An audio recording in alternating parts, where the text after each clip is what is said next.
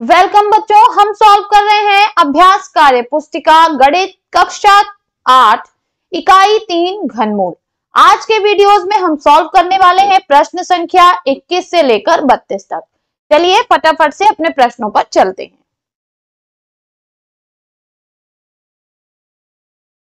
निम्नलिखित कथनों में सत्य और असत्य बताइए।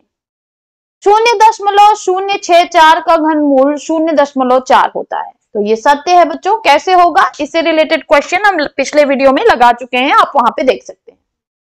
8000 का घनमूल 200 होगा, असत्य है बच्चों। 8000 का घनमूल 200 नहीं होगा, जबकि 8000 का घनमूल क्या होगा बच्चों, 20 होगा। 1 से 100 के बीच 5 पूर्ण घन संख्याएं होती हैं, ये भी असत्य है बच्चों।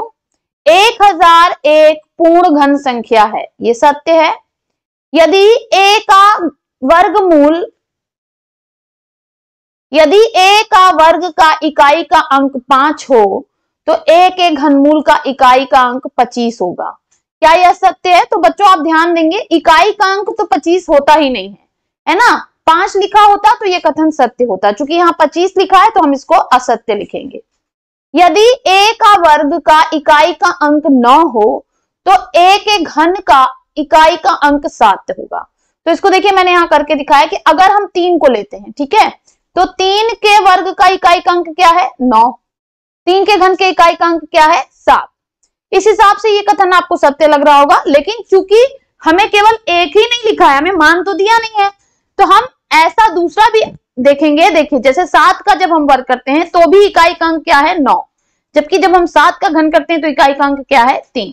तो इसलिए ये कथन जो है ये असत्य हो जाएगा, क्योंकि अगर इन्होंने a दिया है तो ये कोई भी a होता तो उसके लिए सत्य होना चाहिए था। तो इसलिए बच्चों ये जो कथन है ये असत्य है, इसको आप नोट कर लें।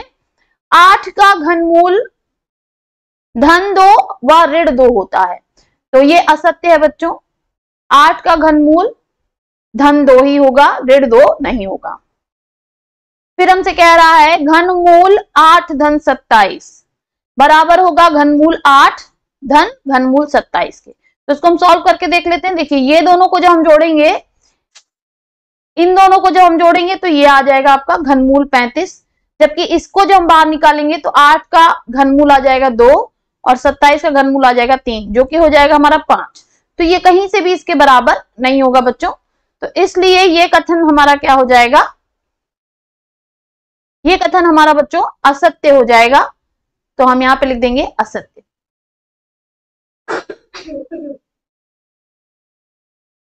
ऋणात्मक पूर्णांक का घनमूल नहीं होता है, तो ये कह रहा है कि ऋणात्मक पूर्णांक का घनमूल नहीं होता, तो ये असत्य है बच्चों, ऐसा कुछ नहीं है। किसी संख्या का वर्ग धनात्मक संख्या हो तो उस संख्या का घन भी धनात्मक संख्या होगा, ये भी असत्य है बच्चों। इसको भी आप एग्जाम्पल से समझ सकते हैं कि अगर देखिए ऋण 2 का आप वर्ग करेंगे तो आएगा 4, ये धनात्मक हो जाएगा, लेकिन वहीं ऋण 2 का जब आप घन करेंगे तो आएगा ऋण 8। तो इस हिसाब से ये कथन क्या है, असत्य है बच्चों। निर्देश प्रश्न संख्या 22 से 26 के लिए निम्नलिखित प्रश्नों का घनमूल ज्ञात कीजिए। प्रश्न 22 में हमें दिया 2744, तो 2744 का जब हम गुणनखंड करेंगे तो आ जाएगा बच्चों 2 गुणे 2 गुणे 2 गुणे 7 गुणे 7 गुणे 7। तो यहाँ पे देखिए पेयर बनाएंगे तो यहाँ पे आपका 2 का एक पेयर बन जाएगा 3 का, और 7 का भी 3 का एक पेयर बन जाएगा। वर्गमूल में 2-2 अंकों के पेयर बनाते हैं और घनमूल में 3-3। तो यहाँ पे बाहर हमारा आ जाएगा 2 गुणे 7 यानी 14। 2744 का घनमूल क्या है बच्चों, 14। कह रहा है ऋण 2197, तो ऋण 2197, तो हम इसका निकालेंगे तो ये हो जाएगा ऋण 13 गुणे ऋण 13 गुणे ऋण 13, तो इसका घनमूल क्या आ जाएगा, ऋण 13। ऋणात्मक संख्या का घनमूल हमेशा बच्चों ऋणात्मक संख्या ही होती है। 0.008, तो देखिए घनमूल निकालेंगे 0.008 का, तो इसका पहले गुणनखंड कर लेंगे 0.2 गुणे 0.2 गुणे 0.2, तो आंसर क्या आ जाएगा, 0.2। नेक्स्ट है एक सही 169 बटा 343, तो पहले हम इसको सॉल्व कर लेंगे। तो देखिए हो जाएगा 343 धन 169 बटा 343, 512 बटा 343, तो घनमूल 512 बटा 343। तो घनमूल ऊपर हो जाएगा 8 गुणे 8 गुणे 8 512 का गुणनखंड, 7 गुणे 7 गुणे 7 343 का गुणनखंड। तो बाहर क्या आ जाएगा हमारा 8/7। इसको हम कन्वर्ट करके लिखेंगे 1 सही 1/7। 26वां प्रश्न हमसे कह रहा है एक घन का आयतन 12,167 घन सेंटीमीटर है, उसके भुजा की माप क्या होगी। तो हमें पता है कि भुजा बराबर होता है घनमूल आयतन के, तो हम लिख देंगे घनमूल आयतन हमारा क्या है 12,167 घन सेंटीमीटर। इसका गुणनखंड करेंगे 23 सेंटीमीटर 23 सेंटीमीटर गुणे 23 सेंटीमीटर, तो बाहर क्या आ जाएगा 23 सेंटीमीटर, इसलिए भुजा की माप 23 सेंटीमीटर होगी। नेक्स्ट कह रहा है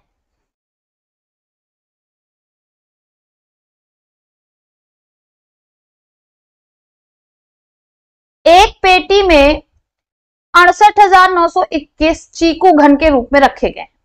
पेटी में चीकू की कितनी तहें होंगी, तो हम निकाल लेंगे घनमूल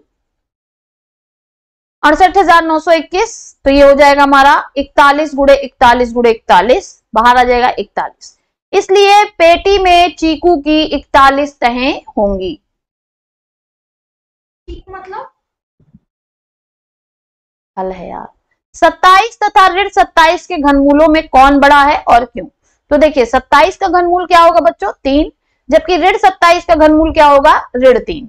तो धनात्मक पूर्णांक सदैव ऋणात्मक पूर्णांक से बड़ा होता है, इसलिए 3 बड़ा होगा ऋण 3 से। तो 27 का घनमूल बड़ा होगा ऋण 27 के घनमूल से, अतः 27 का घनमूल बड़ा होगा।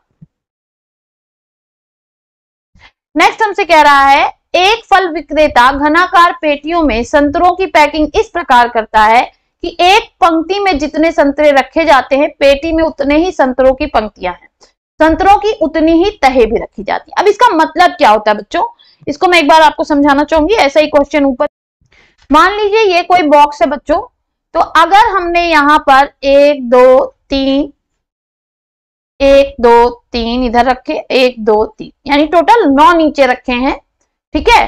तो यहाँ पे 3 है, तो यहाँ पे भी 3 होनी चाहिए और इधर भी 3 होने चाहिए, मतलब हर तरफ से 3 होने चाहिए। जैसे हम कोई घन बनाते हैं तो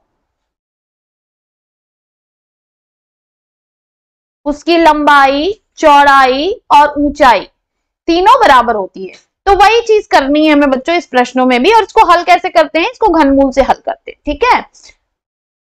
जब हमसे ऐसे क्वेश्चन पूछे जाते हैं कि उतनी ही लाइन है जितनी उस लाइन में बच्चे हैं, तो ये हमारा वर्ग वाला प्रश्न होता है, इसमें हमें वर्गमूल निकालना होता है, ठीक है।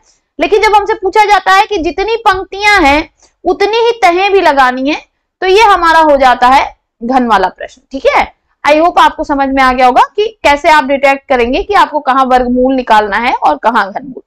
तो यहाँ पर हमसे डबल पूछा गया, तो यहाँ पे हमें देखिए आगे दिया हुआ है, यदि एक पेटी में 4096 संतरे रखे हों तो ज्ञात कीजिए कि प्रत्येक पंक्ति में कितने संतरे रखे हैं।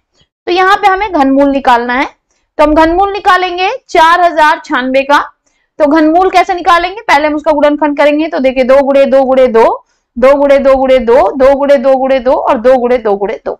तो यहाँ पे हमारे टोटल कितने पेयर्स बन रहे हैं 2 के 3 के, देखिए अंक 2 के 1 2 3 के यहाँ हमारा है 3 और 3 के यहाँ हमारे 4, तो टोटल 4 पेयर बन गए। तो 4 हमारे 2 बाहर आ जाएंगे, 2 गुणे 2 गुणे 2 गुणे 2 यानी 16। तो प्रत्येक पंक्ति में 16 संतरे रखे। नेक्स्ट हमसे पूछ रहा है आपको यह बताया जाता है कि, अब देखिए यहाँ पे थोड़ा गलत हो गया था तो इसको आप सही कर लीजिए। 1728 पूर्ण घन संख्या है, क्या बिना गुणनखंड किए आप अनुमान लगा सकते हैं कि इसका घनमूल क्या है। इसी प्रकार 4096 35,937 और 32,768 के भी घनमूलों का अनुमान लगाइए। तो देखिए हमें पता है कि 1728 का जो आपका घनमूल है वो क्या है 12। अब इसको कैसे अंदाजा लगाया हमने, क्योंकि इसका इकाई का अंक 8 है, तो इसमें जो है आपका इकाई का अंक कितना होना चाहिए था 2। क्योंकि ये 4 अंकों की संख्या है, तो ज्यादातर जो हमारा घनमूल है वो अगर आपका दहाई के अंक पे 1 होता है तो वो 4 अंकों तक जाता है, तो इसलिए हमारा बन जाएगा 12। फिर 4096 में देखिए पीछे का अंक 6 है, इकाई का अंक 6 है, तो घनमूल का भी इकाई का अंक 6 होना चाहिए। अभी मैंने आपको बताया चूंकि 4 अंकों की संख्या है तो दहाई के स्थान पे क्या होना चाहिए 1, तो हमारा बन गया 16। ठीक इसी तरह से 35,937, आप ध्यान देंगे इसका इकाई का अंक 7 है, तो इसके जो घनमूल होगा उसका इकाई का अंक क्या होना चाहिए 3। अब चूंकि ये 5 अंकों की संख्या है बच्चों, तो यहाँ 5 अंकों की जब संख्या आती है तो 2 होना चाहिए या 3 होना चाहिए, तो हम गुणा करके निकाल लेंगे 23 और 33 का, तो हमें पता चल जाएगा कि ये 33 है। इस तरह से हम एक अंदाजे से पहुंच सकते हैं बच्चों। फिर हमें 32,768, तो इसमें 8 है तो इकाई का अंक 8 है, तो घनमूल में इकाई का अंक क्या होगा 2, तो अब या तो ये 22 होगा या 32, तो हम फिर गुणा करके देख लेंगे तो हमारा आंसर क्या आ जाएगा 32। इस तरह से हम अंदाजा लगा सकते हैं कि घनमूल क्या होगा। नेक्स्ट हमसे कह रहा है कि हार्डी रामानुजन संख्या यानी स्वर्ण संख्या कौन सी है और क्यों। तो हार्डी रामानुजन संख्या या स्वर्ण संख्या है 1729, क्योंकि यह सबसे छोटी संख्या है जिसे दो घनों के योग के रूप में 2 प्रकार से लिखा जा सकता है। मतलब इसको 2 अंकों के घनों के रूप में 2 प्रकार से लिखा जा सकता है, इसीलिए इसको स्वर्ण संख्या कहते हैं। 1729 को हम एक तरीके से लिख सकते हैं 1728 धन 1, ये हो जाएगा 12 का घन धन 1 का घन। दूसरा जो हम इसको तोड़ सकते हैं 1729 को 1000 धन 729, ये हो जाएगा हमारा 10 का घन प्लस 9 का घन, तो ये हम 2 तरह से लिख सकते हैं। इसके अलावा इससे छोटी कोई संख्या नहीं है जिसको हम इस तरह से लिख सकें। नेक्स्ट कह रहा है यदि किसी घन के संपूर्ण पृष्ठ का क्षेत्रफल 10,086 वर्ग मीटर हो तो उसका घन का आयतन कितना होगा। तो देखिए घन के संपूर्ण पृष्ठ का क्षेत्रफल दिया है 10,086, तो हमें पता है कि घन के संपूर्ण पृष्ठ के क्षेत्रफल का फॉर्मूला क्या होता है बच्चों 6 गुणे भुजा का वर्ग, तो हम लिख देंगे 6 गुणे भुजा का वर्ग बराबर 10,086, तो 6a², यहाँ पे हम थोड़ा सा इसको कन्वर्ट कर ले रहे हैं 10,086।